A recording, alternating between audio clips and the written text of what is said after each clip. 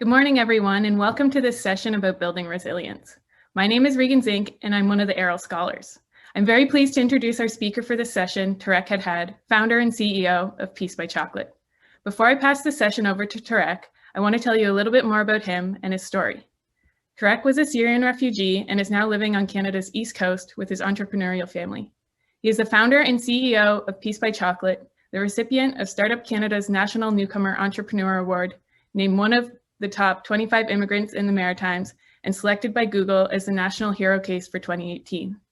Since Tareq's arrival in Canada in 2015, he has been invited to speak to countless audiences both in Canada and internationally. He met with former President of the United States, Barack Obama, Canada's Prime Minister Justin Trudeau, and has had conversations with many other leaders from around the world. His journey is now being made into a film based on the Hadhad story, and in January 2020, Tareq received his official Canadian citizenship. Please welcome Tareq Hadhad.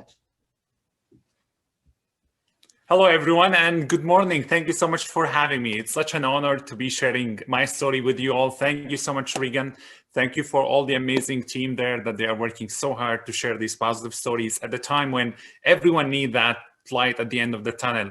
So let me start by just saying that I'm so grateful for this opportunity. You know, every time I get the chance to speak about an immigrant success story at a time of anxiety and hatred and intolerance around the world, I feel that I'm so honored. I'm really privileged to have a voice when so many people around the world, they even don't. So thank you, Regan, for the brief introduction. Actually, a few months ago, I had a presentation in Alberta before COVID. And I only had 20 minutes to speak, and the man who was on stage introducing me, he spoke about me for 45 minutes. So he left really nothing for me to say. And so I'm grateful for that short and brief and sweet introduction. Really appreciate it. Before I start digging down into our story a little bit, and I'm pretty sure that some of you have heard about Peace by Chocolate on the news somehow. You know, you read an article, you watch me on TV, on CBC, or you have visited our website and enjoyed some of our chocolates that you can get it at Sobeys or any national distributor. Why did we get into chocolate? Let me get to that. So my dad is passionate about chocolate since he was born. I remember all the stories that my dad used to share with me about him growing up in the house. And then my grandmother would come the next day and she would say, Isam, last night there were 2 chocolate cakes in the larder and now there are only 2. Why? And he would say, you know, it must have been so dark that I couldn't see the other one. I remember when I came to Canada, somebody told me that a survey revealed that 9 out of 10 Canadians love chocolate and the 10th lied. So apparently everyone loves chocolate, and it's really for the sole purpose that it is a universal product. You know, when we are talking about food in this session, and it's really important for me to mention that food is an ambassadorship, right? Like when you bring your own culture in food to Canada, this is your ambassadorship.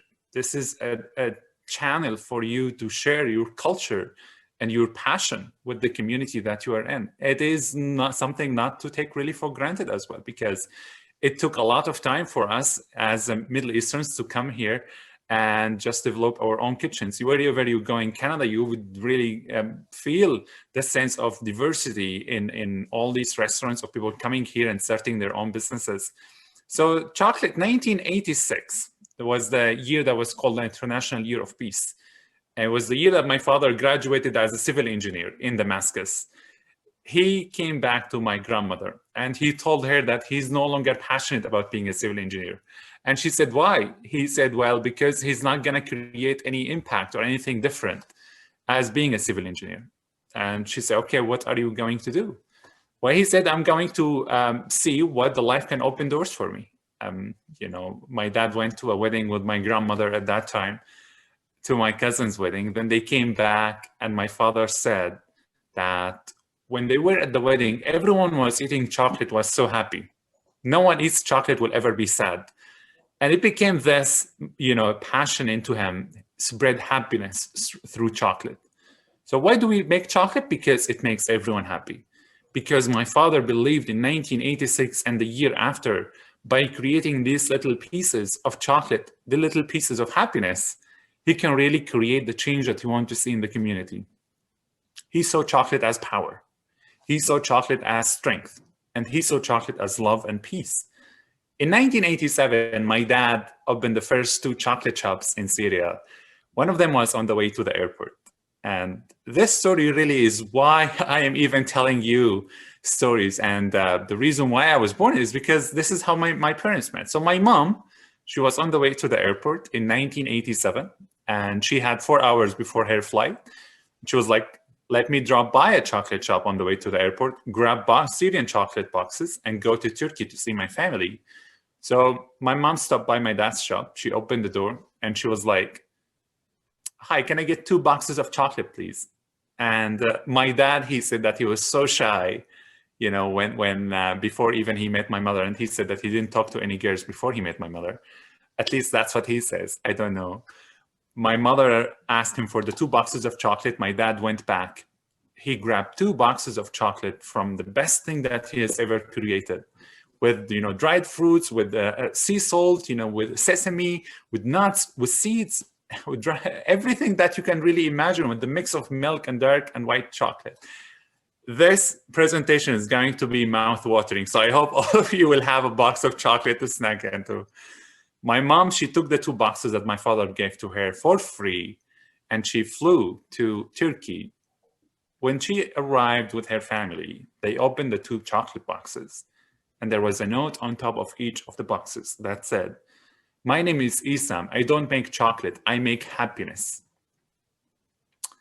My mom was speechless. She came back to Damascus and she went to my dad's shop again. And she actually bought the rest of the 8 boxes on the back shelf in the shop. And my parents, within 2 weeks, they fell in love. And within a few months, they were married. And that's how I was born. I was born because of 2 boxes of chocolate. You know, since the moment that my family started this passion in making chocolate, and since my mom joined my dad in the mission, it became like an empire. You know, the business really expanded very quickly in Syria and the Middle East, hiring tens in distributions, then hundreds of employees. By 2006, when we opened the first the first official chocolate factory that was exporting everywhere in the world. That was exporting to Belgium, to Germany, to Sweden, to Turkey. You know, we were exporting chocolate to Belgium. Can you just let that sink in for a moment? Belgium is the origin of this product. And we believe that as a family, that we have created something unique and remarkable that everyone around the world would really love to taste, would love to experience. And it was such an amazing time for our family growing up in Damascus in such peace. I remember being in Damascus in that building where all of my family members, we were all together. Imagine being on the border between the ancient and the modern city in Damascus, living in one building of 10 floors. Your grandmother was on the first floor. We were on the second floor. My uncles, my aunts, everyone was there. And every Saturday, we used to have supper together. Every Saturday. My grandmother had a giant room in her house with a giant dinner table. Every one of my family members, we were really so proud and privileged to be in such family where everyone is so cohesive and supportive to each other. Every Saturday, if you are going to miss a supper with your family members, you have to send your grandmother a note beforehand to let 2 weeks in advance to let her know that you're not going to attend that dinner or you'll be kicked out of the building. You know, growing up with that sense of safety also came back to us in the way we understood when tourists were coming to Syria from all around the world to taste the food. We knew that this is a big deal. And we knew that everyone come from around the world to know that food is part of the massive part of the culture in the Middle East and passive part of the culture in the Syrian cuisine and in the Messine cuisine that you can find now all around the world. In 2008, was the year when I met my first Canadian friend. In 2008, I was on a public bus and I actually was sitting there and there was a seat beside me. A man jumped on the bus. Usually when someone jump on the bus, you know, they would say Assalamu alaikum or hello in Arabic. And the driver would respond, they would say Wa alaikum salam. But that man who just jumped on the bus, he didn't say anything. And he really looked confused and anxious and afraid. He came on the bus and he was looking for an empty seat. So I moved and then he sat beside me. After a few minutes, I realized that the guy does not speak Arabic. He was, after a few attempts for a conversation with him, I knew that he was Canadian. He was from British Columbia, from a small town called Salmonara. I'm not sure if any of the viewers are from that town, but it was really amazing just to be sitting there talking to that man who looked so afraid for the only reason that he lost all of his papers. He didn't have his passport, he didn't have anything. And he was so scared at that time in Damascus. If you don't speak Arabic, if you speak only English, you can't just go in the public and speak English because everyone would think that you are a spy to the United States. So he was afraid. I took him home with me. And, he was with us. We had around 2 weeks together. And me and my friends were trying to look up for his documents that he lost. Within 2 weeks, we found the documents. We called the embassy. Everything was set. I brought all the documents for him. And he was like, can I stay with you guys for 1 more month? He really enjoyed being in that environment. In 2008, we welcomed a Canadian man, having no idea. Within only 8 years, in 2016, the whole country of Canada would welcome us. This is the law of reciprocity. Whatever you give, you will get back. Whatever you give, you will get back. So you might have been hearing a lot about Syria in the news, Syrian war, all of those people who had to lose everything for the sake of the country and for the sake of the brighter future for everyone. In 2012, the war reached Damascus. It was a painful year. I remember going in the middle of July with my family, sitting in our house, having supper together. At 6 p.m., we started hearing explosions around the building. Soldiers, tanks, helicopters. No one knew what was going on. We had to rush to the basement. All of my family members in the same building, 60 members, we were rushing on the stairs, going to a small room into the basement, sitting there for 5 nights without electricity, without water, without medicines, without the basic needs of life. And on the 6th day, I told my family, we were not born to die in a basement. We were not born to just sit here and wait for our fate. So on the 6th day, everyone has left. Everyone rushed into their cars and everyone left the country. But we have decided to stay in Syria because we knew that no one was born to immigrate. Everyone was born to live in his homeland and enjoy that sense of connection, right? Relationships that you have been building since you are born. You cannot just lose that and leave everything behind. We are so proud of being that we were born in that part of the world. The culture, the heritage, the traditions that has taught us to be generous and to be kind to one another. Until 2013, I was enrolled in medicine in Damascus. That was my passion when my family had that passion of making chocolate. And my father was working in the factory with hundreds of employees. I called him and they told him to leave the factory immediately after I watched the news. Within 10 minutes after my father and all the staff have left, the factory was bombed by the most powerful airstrike in the entire Syrian war. The most powerful explosion that happened in the Syrian war that attacked our area, the factory area. And the 5 floors of the factory that my father has built with blood, sweat, and tears were gone in the split of the moment. My father spent 5 days. He didn't speak to anyone. He was saying, everything has gone. Everything has gone. And within really a few weeks, me and my brother were walking in a downtown neighborhood when a mortar rocket hit near me and my brother. And I was injured in my leg. My brother lost his consciousness. I carried him. We ran into the house. And then I told my family, it is not time to do business. It's not time to do medicine. This is the time to survive. My family left everything behind after it was destroyed or stolen. Many family members were killed, went arrested, went missing. And we said we cannot afford that the next day someone else will be missing at the dinner table. So we left the country in 2013 to Lebanon. That's where we became refugees. And becoming a refugee is not a life goal. No one was born, and when you ask them, what do you want to be in the future? No one said, I want to be a refugee. No one says, I want to be an immigrant. No one was born to immigrate. Being a refugee is not a life goal. It's not a choice. It's not a dream. It's something that so many people are forced to live. So when countries like Canada and rich countries and wealthy countries around the world open doors for those people who are seeking safety and peace, they will contribute double kindness, double compassion, and they will affect this economy for the better. In 2014, I didn't want to play the role of a victim, so I joined the United Nations High Commissioner for Refugees. There were a lot of efforts there to spread, so much kindness and so much efforts to help bring the people together, especially at that time of hatred and anxiety when the war was burning the entire country. And so many of my family members, who did not really survive the war, they stayed there. They were stuck in their neighborhood until later in 2014 when everyone was able to get out. So when we arrived in Lebanon, we went to the United Nations to register as refugees, and they will give you that certificate that gives you a number among a group of people who really just arrived from Syria. So we were sitting at the United Nations waiting for our registration to complete, and they gave us these numbers that we have on our chests.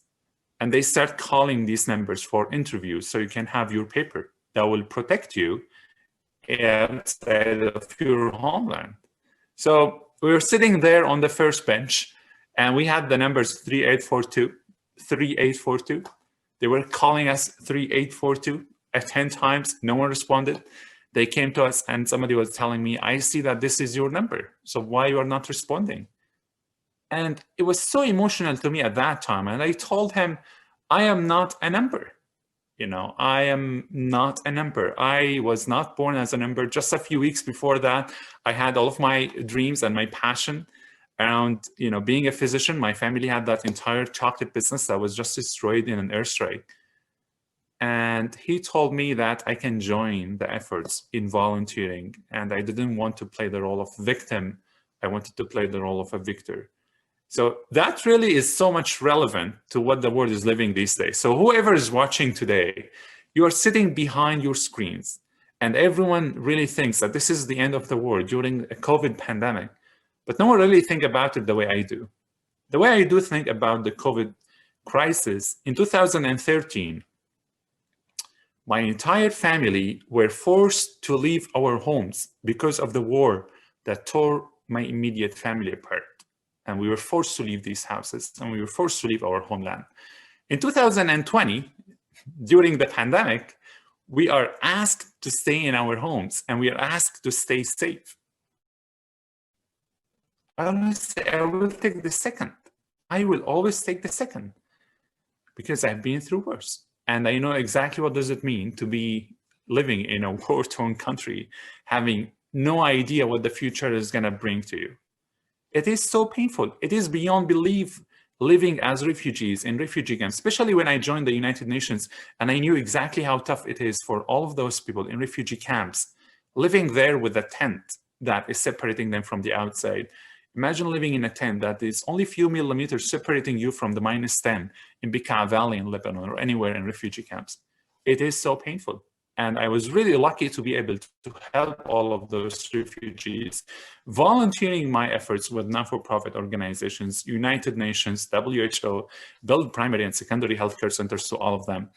And my father was in Lebanon with all my family, and they were counting down to death. It was the moment of truth for us when we said, we cannot go back to our homeland. We have to get out of Lebanon. So we applied to different embassies. No one really opened the doors for us. The reason why I am in Canada today is because of a sweet cab driver. Please listen to this story. 2014, around Christmas time, I left my office in Lebanon when I was volunteering with the UNHCR.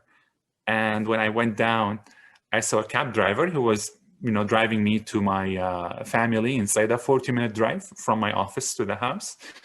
And the cab driver, he was really a kind Lebanese man. And you know that cab drivers, they talk a lot.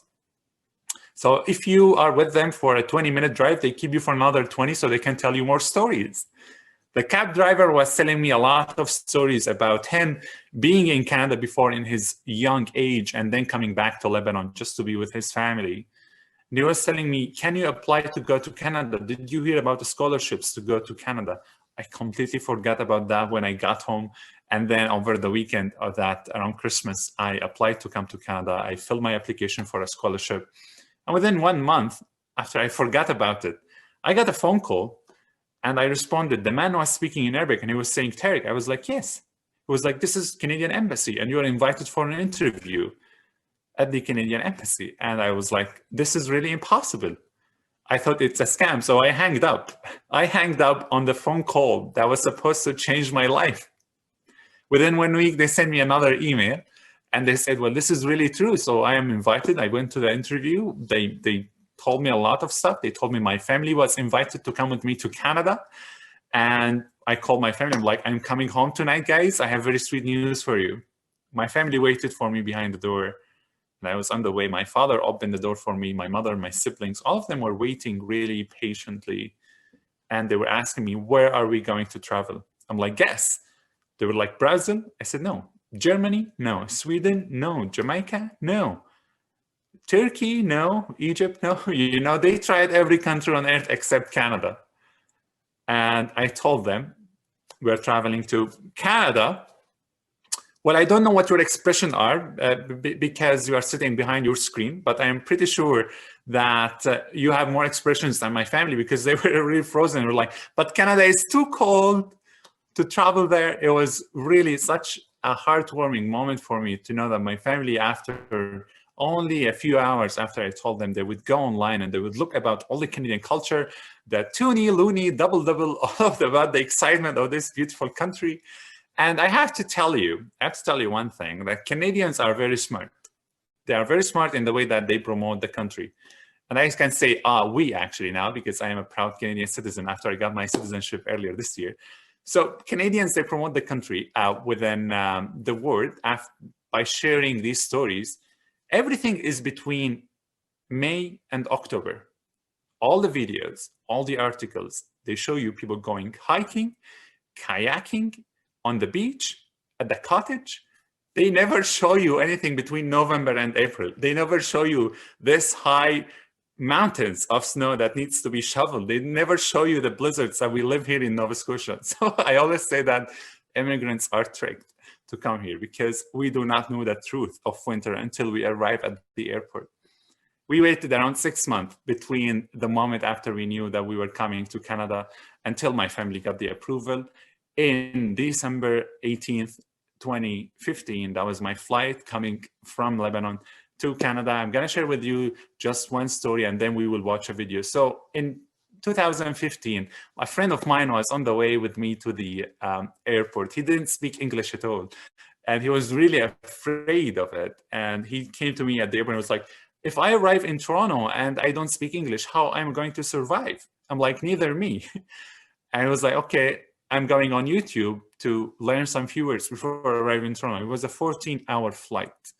So he was sitting beside me on the plane, watching that tutor from Italy, speaking about nothing but the weather. He was like, if you want to start a conversation with an English speaker, always talk about the weather. So the only sentence that my friend saved from that man who was speaking English, teaching him from Italy, where the weather can be really beautiful there, he was like, just say, hello, sir, it's a beautiful weather out there. You will open a conversation. And my friend was sitting there repeating for 14 hours, hello, sir, it's a beautiful weather out there. We arrived in Toronto on December 18th. It was minus 22 the night we arrived. It was the first coldest night of the winter. And I was like, don't say anything because I was wrong. He went to the officer, the CBSA officer, and he looked him in the eye and he was like, hello, sir, it's a beautiful weather out there. And the officer opened his eyes as big as he could. And he told him, are you serious? My friend went out of the airport for 5 minutes, then came back as a frozen chicken. He took my phone, then he rephrased the sentence. And then he went to the officer again and he told him, hello, sir, it's a horrible weather out there. So yes, immigrants are tricked with the weather until they arrive here in the country. It was such heartwarming feelings landing in Toronto, knowing that I have arrived to a place that I can call home. So talking about that, we will just watch a video for about 3 minutes and then we'll be back to the presentation. So hopefully you will enjoy this video. Our story is all about the importance of peace. Without peace, there's no life. Because without peace, no one can go to work. No one can go to school. No one can build businesses. You cannot raise kids. You cannot do anything without peace. My name is Tareq Hadhad, and I'm originally from Damascus. My father started the chocolate business in Syria in 1986. The company was growing very fast. One morning, I heard in the news that there are going to be some explosions and bombs in the area that the factory was. We lost everything, basically. We lost the factory, we lost the house. In a blink of an eye, our whole lives in Syria was destroyed. So we decided to leave the country. We started thinking about moving to a country that will give us the human rights, the freedom, and the opportunity to live again. That was absolutely Canada. Canadians are very well known being nice, but Antigonish is extra nice. They came to the airport to welcome me, and they were carrying flowers and signs. They were saying, "Welcome to Canada, Tareq." Being welcomed this way really made me feel more confident to launch my life again here in Canada with my family. Building the chocolate business again was a big thing for us because the chocolate is our own way to be grateful for everyone here. That's exactly where we were inspired to call the company Peace by Chocolate. We are trying with every piece of chocolate to reflect something about the culture that we brought to Canada. That's the mission. When we went to the farmers market, we were very surprised. We saw a line of 200 people. They were waiting for us, and we were sold out in 15 minutes. All right, you are ready. That really gave us the first sense of pride of what we are making here in this country. Peace by Chocolate has shipped and produced millions of chocolate pieces across the country and across the world. We try to support local community by offering jobs and hiring from the local community. Peace by Chocolate now hires more than 35 employees. We are here to give back. I have done more than 400 speeches across the country. Hello, everyone. Hi. I really love people to realize the importance of small businesses in every community. Newcomers and immigrants, they are very motivated to translate their skills and experience. Chocolate always gathers and brings people together. Would you like to try a piece bar? Thank you very much. This is also for you. Thank you. Enjoy it. With a piece of chocolate, you can open a connection with everyone. I have 2 boxes of that at my cottage. Oh, really? That's awesome. It's about the people, about the hello that I receive every time I walk on Main Street with my family. Yeah, keep up the good work. Oh, thank you so much. Great thing. Thank you so much. My family feels safe. We are not refugees anymore. We are new Canadians. Antigonish is really the real meaning for home for me now. As a place, it's beautiful. With its people, it's courageous. I would say it's the most peaceful place on earth.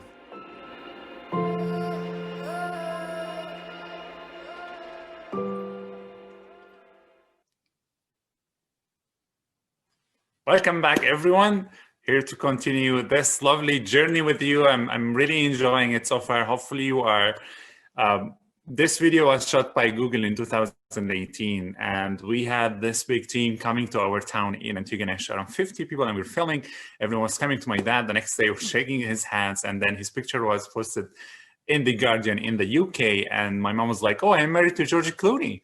He was really, all of my family members were so appreciative for the efforts that we were spending in the first few years of arriving here to tell our story.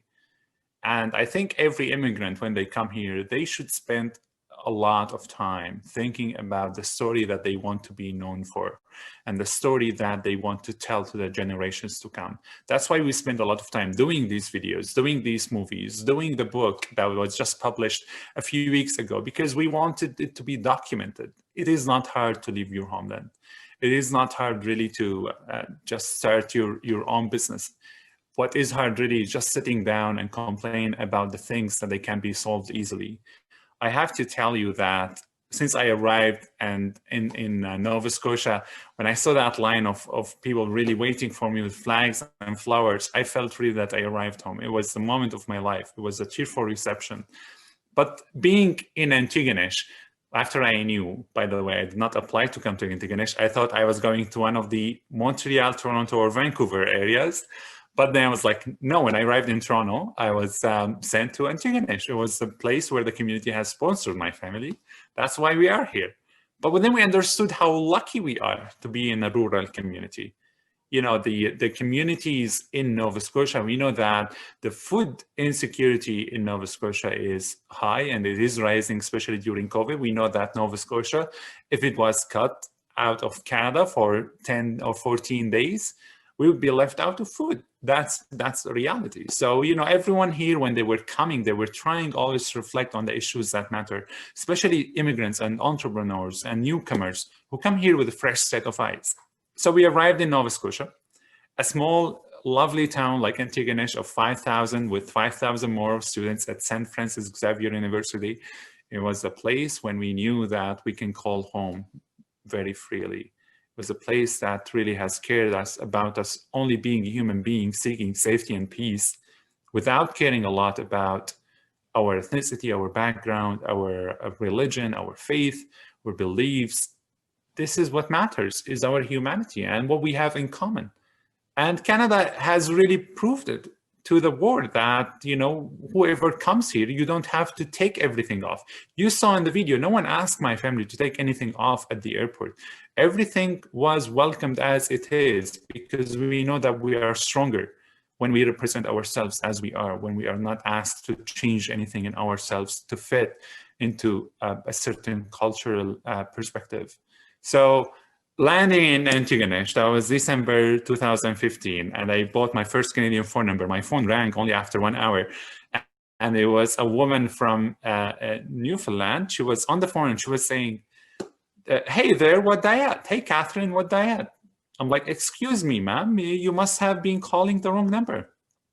She was like, no, is that Catherine? This is my daughter's number. I'm like, no, this is Tareq. She was like, oh, who is Tareq? I'm like, no, who are you? And she was like, well, I'm just trying to call my daughter. Apparently, she does not have this number anymore. And she was like, oh, you seem like, you are just learning to speak the language. I'm like, yes, I actually just arrived in the country. And in the maritime, if you even dial the wrong number in a phone conversation, it will last for 17 minutes because the woman kept asking me about how's the weather up in Antigonish after she knew that I'm right here in town. She was like, what do you have for the future? When did you arrive? Do you need anything? What I did not expect, that this lovely woman from Newfoundland living in Nova Scotia who didn't know me was on the phone with her husband, and they saved my number and they kept calling me every 2 months after they knew that I am a newcomer to the country.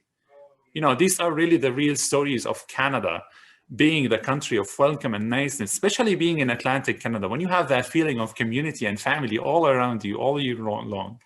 So in 2018, they called me and they invited me to their son's wedding. It was really something so sweet and beautiful I've never imagined. When we came to Canada, we believed that we are not here to take away from anyone. We believe that we are here to give to the country that has given us already a lot. We believe that we are not here empty.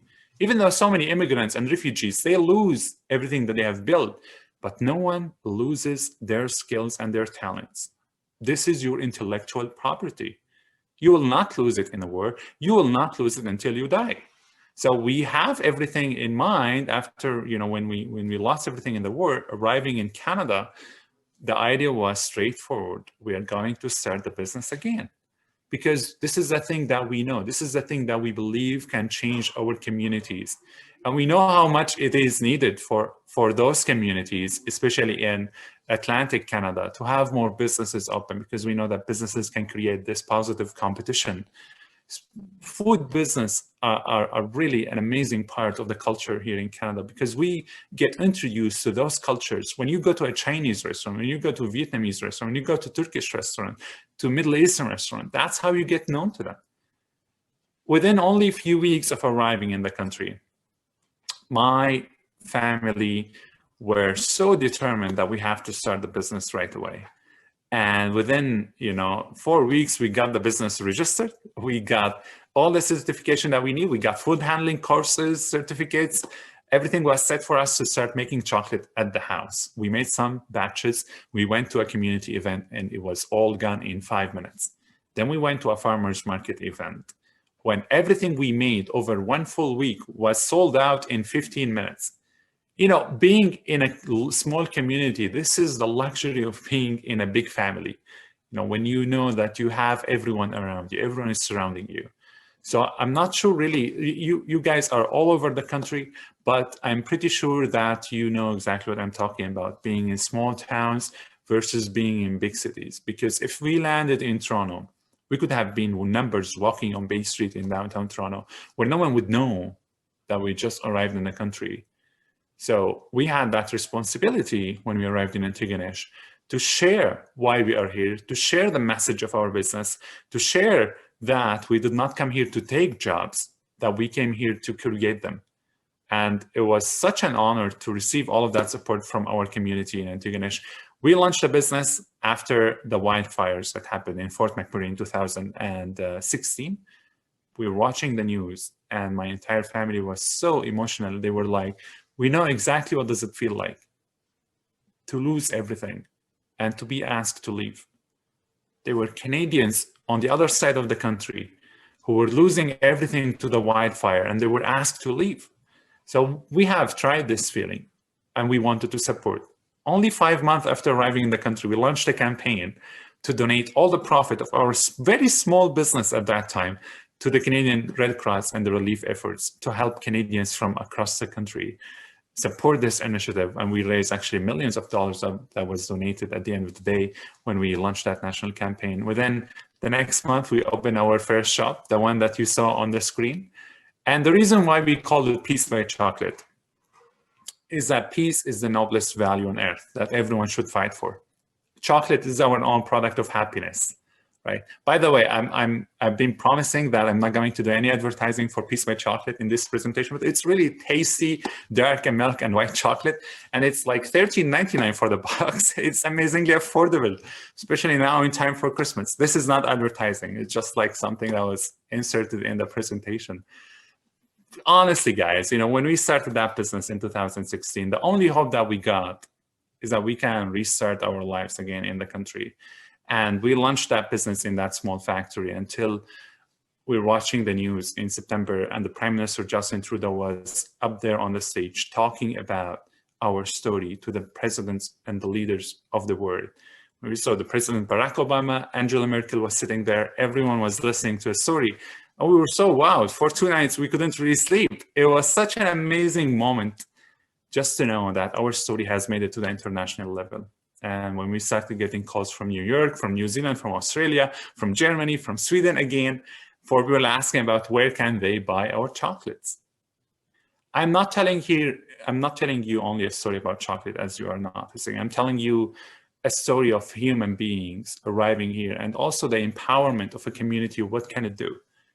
We arrived here with no capital. It was all, you know, small fundraising through the community, free interest loan to buy the first machine, then moving to the small factory, then moving to the big factory in 2017, launching all of these major partnerships from across the country. All of that, we knew it's gonna pay off. All of that, we knew it's gonna help us take the business to the next level. And Peace by Chocolate is only one success story of so many across the country. We know how many immigrant people coming here and starting their businesses and making the difference that they want to see in their community. So now in the business, we have big plans of sharing our culture and sharing the business for the next 5 years to become one of the top 5 chocolate companies in Canada within the next 5 years. We know that this could be possible. Our company now hires more than 55 people. We are distributing across Canada and across the United States. Our hope is to be internationally distributing by 2022. But I wanted to talk to you also about something else. Running a business can be difficult. And we know that entrepreneurship can be learned faster throughout experience. Like entrepreneurship is not shooting for 100% or 90%. Entrepreneurship is shooting for 60% or 70%, but 3 times faster than everyone else, 3 times quicker, because you have to be faster, you have to be more unique, you have to be more remarkable. And everyone has to go out and share their own story. No one is gonna come to you and knock on your door and ask you what you are gonna do. You have to take your first step. You know, being in that mindset, we have understood very well entrepreneurship is like jumping off the cliffs and building a plane on the way down. And we had to take it to another level. We had to reflect our values in the business. We could have called it Hadhad's chocolate. No one would have really cared. But we knew that sharing a value within the name and the brand, and our slogan is one piece, won't hurt. This is how we want to leave an impact. This is our legacy to the world. Business is leadership. It is a platform. And we all knew these days, especially during the COVID-19 pandemic crisis, we know that the coronavirus has unveiled all of those employers who really believe that their people is their biggest asset, and those people who just say it, right? You have to care about the 3 Ps. You have to care a lot, if you are running a business, about people. You have to care about purpose. You have to make good products. People, purpose, product. These are the 3 pillars of a business. If you don't have them right, then you're not running a business. Talking about the people, you have to care a lot about the community and the social economy. It makes a lot of sense for you, if you're running a business, to be engaged with all of those organizations. That's why we launched a Peace on Air Society, where proceeds of all of our profit at the end of the year, up to 5%, go to different organizations. But we also have partnerships with the Canadian Mental Health Association, CMHA, a Refugee Hub based in Ottawa, when we have national partnership with them as well. We have partnership with Indigenous communities, our nearest Mi'kmaq community called Pakinkik. We called first chocolate bar we made Nitap, which means body, and Wanta Uri, which means peace in Mi'kmaq.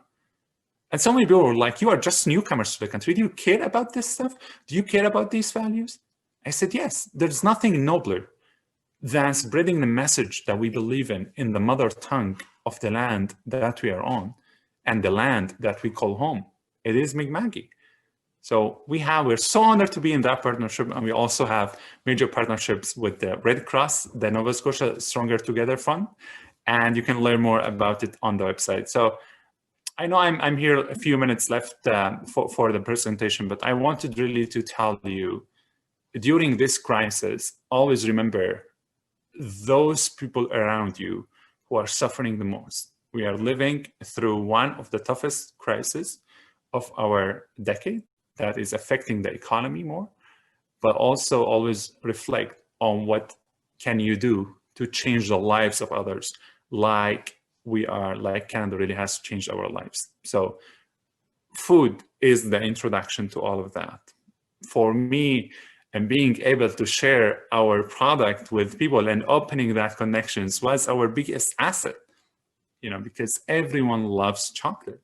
Everyone wants peace. That was our key value proposition. We are living in a pandemic where I really encourage everyone in the food business to not take it into intensity, but always focus on the consistency of your platforms, of your budgets, of your business plans, and always make reviews as you go, because it is so important, especially these days as well, to focus on the digital economy. Make sure that you are out there in the world telling your story about your passion about what you make, about your passion with your connections with a small business. Go out and just support these small businesses in your local area, because they would appreciate it a lot. And I would leave you with a few thoughts about what does it really mean to me to be in all of this. We have grown this amazing idea from the home kitchen to become now on the way to be one of the top 5 chocolate companies in Canada, but also be able to offer help to others. We have made commitment to hire 50 refugees by 2022, supporting 10 businesses started by refugees by the same time, and also help in distribution and marketing for 4 businesses started by newcomers and refugees. And we believe in that. This is the core of our values, because if you are successful, it is your responsibility to lift others to success. The last story I want to share with you is, I know that so many of us have fears about life in general, about everything.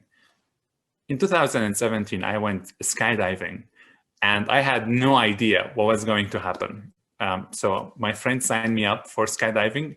We were on the way to the plane. He came in the morning and he started knocking on my door. And, I was so scared. I was scared to death about the idea only before even doing it. I'm like, I did not jump from my bed on the floor before, how I am going to jump from the plane and being hurtled into the sky, between the sky and the earth. So we were on the way to the airport. I texted my mom. I'm like, Mom, if I don't text you back within like 2 hours, just say rest in peace, son. He was such a good boy. I arrived in the plane and there were a group of people there, 2017. And I was in the middle on the plane. 2 people before me, they jumped, 2 people behind me. So they put me in the middle. There was no way to escape. A guy behind me, he was holding me from my back and I was closing my eyes, really afraid and scared to death. And everything I was saying was, I'm gonna die, I'm gonna die, I'm gonna die. So they started counting for me to jump. And they were saying, 4, 3, 2, 1. And the guy pushed me. And we were hurtling between the sky and the earth. And after 3 seconds of me thinking that I'm dead, I opened my eyes and it was the most rewarding experience of my life. It was the most wonderful thing that has ever really happened to me. So I was like, let's just take it back a little bit. 3 seconds before that, I was scared to death. And after jumping, I realized how rewarding and wonderful the experience was. So what happened? All of my fears just disappeared. They are diminished. And I realized that happiness, sense of fulfillment, everything you want in life is always on the other side of your fears. It is always on the other side of your fears. I started taking things very different. And I also know that some people are scared to death to speak in public, but I also know that no one really has ever died from speaking to a person, to another person, or being on a stage. So I started putting fears into perspective. And I really appreciate if you all can do this exercise and thinking about the things that can really make you overcome these fears by practicing this being outside of your comfort zone and jumping from the cliffs and building these planes on the way down. I know it is hard time on so many people. I hope this is all gonna be over sometime soon. I really hope each one of you will practice what I am doing, which is writing down what you are proud of, what you are grateful for, because it will give you an understanding and shifting your mindset from the things that you don't have to the things that you do, and also writing down your plan for the future and the results that you want to see in the next year. I know there's a lot of uncertainty in the world right now, but this can help you a lot in not only your life, in your careers, in your education. Please make sure that you follow your dreams, because when I arrived in Canada, having no idea what's going to happen in the future, the last thing I really imagined that last year in 2019, I would enter a room with President Barack Obama. Well, that's a picture you can see on my LinkedIn cover page, on my LinkedIn account. I entered the room and the president was sitting there and he was like, hi, Tareq, how is everything? And I'm like, oh, it is great. You are entering a room with a person who maybe half the planet and more knows him, and he knows your name. He was sitting in the room where the Prime Minister was talking about us in the United Nations in 2016. And it was just unbelievable. That's when I realized that nothing is really difficult. You just have to have faith in yourself and your ability to create and achieve the dreams that you want to do in the future. I will leave you with a final 2 quotes. First is, in this hard time, adapting and coping with life experiences can lead to opportunities to growth. A lot of people are feeling stuck. Being stuck is an opportunity to grow, not always a setback. So in our current reality of anxiety, uncertainty, and suffering, I hope we can all help each other in understanding how to move forward through optimism and growth mindset, to be inspired to make our own impact on the world. Always remember that, as my friend told me once, no one can go back and start a new beginning, but everyone can start today and make a new ending. We are living through a time when I'm talking to you through technology. My advice to you is to use this technology as a human connection instead of letting it to be a barrier. And please make sure that you reflect on all the people around you who can be always there for you and be grateful. Write down all of those 4 things that I am telling you, and I'm looking forward to your questions. Thank you so much for listening to our story. I'm looking forward to all the questions. If you have any in the chat, just type them down. And again, thank you for being there. And you can always connect with me throughout my professional social media platforms on Twitter, Facebook, Instagram, and LinkedIn. And I look forward to hearing your questions, whether now or you can just follow up with me later. Thank you again. It's been a pleasure speaking to you all. Hope you all stay safe and stay healthy. Awesome. Thank you so much, Tareq, for sharing your inspirational story with us. The chat for this session is just filled with so many warm comments and kind words. I don't know if you've had a chance to take a look, but there's so much positivity going on. So we have a lot of questions, but maybe I'll just pick a couple to ask since we only have a few minutes left. So the first one I have is about what do you believe the Canadian food industry can do to support more immigrants and refugees? I think partnering with organizations, not-for-profit organizations, sponsorship agreement holders throughout many programs with Citizenship, Immigration, and Refugees Canada, IRCC.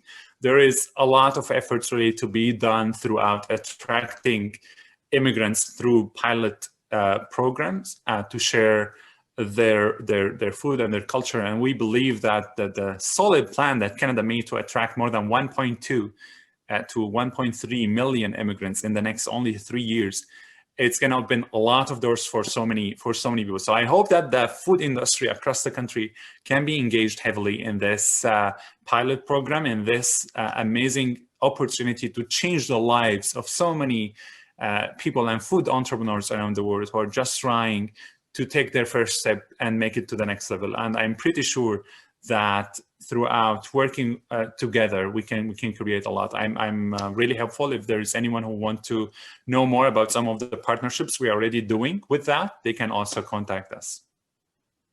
Okay, thank you for that. So the next question I have is about, as a food entrepreneur who has built a business in another country, can you speak to what barriers exist that stand in the way of people who, like you, who are building a new enterprise?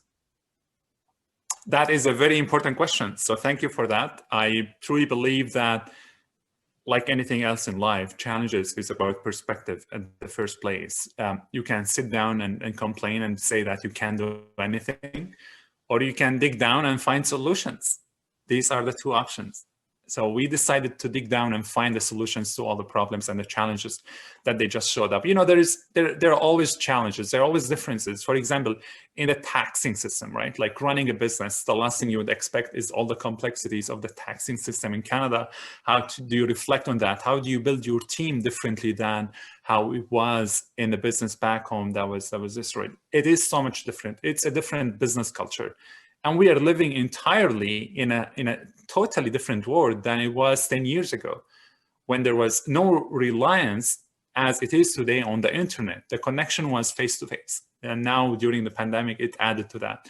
So the challenges come first really with translating your skill to make sure it fits everyone, right? You have to get feedback from the entire country so you don't get stuck in your bubble. Somebody can come here, let's say, you know, a Middle Eastern man like me can just go and open a restaurant only dedicated to Middle Eastern people, a food that can only be dedicated to these people. You know, and it is such a limited market, and you would know that. So I really encourage every single entrepreneur coming from away to always focus on the bigger picture, to always focus on the entire country with its beautiful richness of diversity and multiculturalism, because there is a lot of potential there, and that there's a lot of potential to your market as well. So many other challenges that they exist along the way. For the first year, there is a lot about the funding and making sure that you look at. My advice for all of those people who say that funding is a problem, it is not. There are funding opportunities out there more than what you can imagine. Only thing it will take you maybe 1 week going on the internet, surfing and exploring and knowing more about what is available out there. And we're so really proud of our country because we know that so many opportunities come from people in the government, of the private sector. Everyone is out there to help. Just go and meet an entrepreneur in your area if you're an immigrant, and they will tell you a lot about what's out there. The last advice to all of those entrepreneurs, if it's not working, go networking. So if it's not working, go networking. It would always help. This is really the golden rule.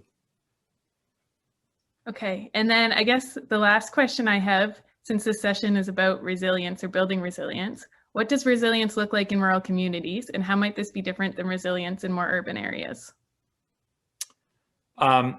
Resilience in rural communities, it is certainly a lot different than how it looks in urban areas. And in rural communities, we know that, especially with immigration and the resources that are available here, they are much limited.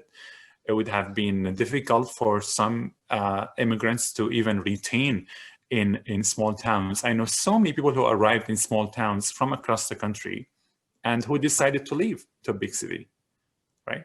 And it is happening both ways. There are now, during the pandemic, we have seen a net influx of people just moving urban areas to smaller towns.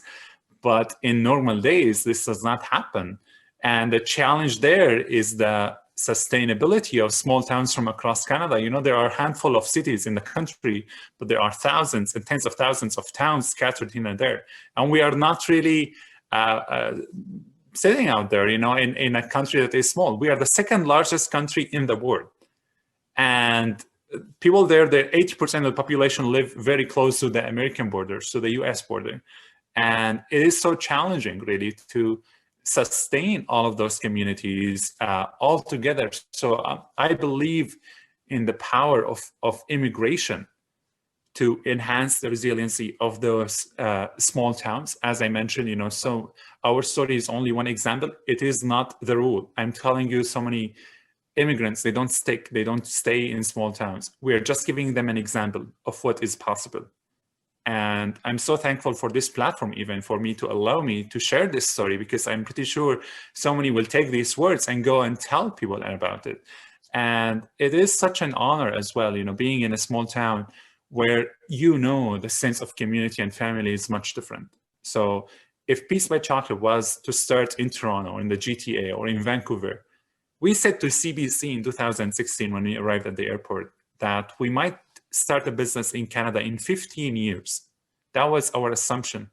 It will take us 15 years to start a business. We started the business, we registered it within 1 month. So, things can be really different in this country for all of those immigrants who have already assumptions about being in a small town. My advice is to try to live in a small town for the first few years of your arrival in Canada. And I'm pretty sure it will change your perspective forever, because you can build that connectivity with all the community members. There are a lot of logistical challenges. Being in a small town in Antigonish, we know that there are not a lot of suppliers for our food raw materials, right? We get everything from the urban places like Halifax, like Quebec City, like Montreal, like Toronto. We get them shipped to us, and we ship our products back after we make them in Antigonish. So there is that delay and timeline. But then we got ahead of the game after we learned it after 2 years. And it was such an amazing opportunity really for us to be able to give an example even for other businesses in the area to how we managed to keep all of that national distribution strongly within warehouses from Alberta, Rockview, to Vaughan in Ontario, to Ormocto in New Brunswick, to Stellarton in Nova Scotia, and Middleton and Newfoundland and Labrador. It is such an amazing opportunity for us being in a small town to keep sharing. And at the end of the day, reflecting on my first thing that I started talking about, food insecurity is very high in small towns, and as much as you come towards the Atlantic side and towards Nova Scotia. So for us being in that industry and raising the awareness every time about this issue, and being an ambassador to the community and to the entire province in front of not only in Canada, I've been everywhere around the world, and I talk about this in Paris, in Denmark, in Copenhagen. I've been everywhere just telling this story.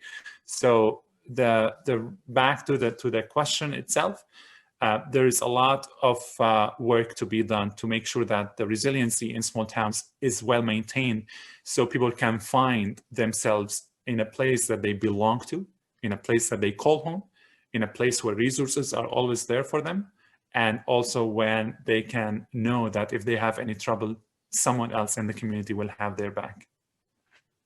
Amazing. Thank you so much, Tareq, for joining us today and sharing your story. I know there was so many people in the audience who were really inspired by it, and there was so much warmth, and this was a really great session. So just some logistical pieces before we go. The Summit team asked me to mention that there's some great prizes to be won. So the code for this session is resilience, all caps. So you go to the win prizes section to claim those points. You enter resilience, and that should get you set. I hope you will join us for the next session, which is Storytelling 101, which will begin at 12:30. And in the meantime, there's some networking sessions that you can give a try. So if you go to the networking section of the portal, you can join in there. And thanks again, Tareq, for joining us. This has been a really amazing discussion. My pleasure. Thank you so much again for having me. Anyone who has any questions that I did not get to answer, please feel free to reach out to us, and I'm pretty sure we can get the conversation going. Really appreciate that. Everyone stay resilient, stay kind, stay safe, and I will see you all very soon again. Thank you so much again, and take care of one another. Thank you.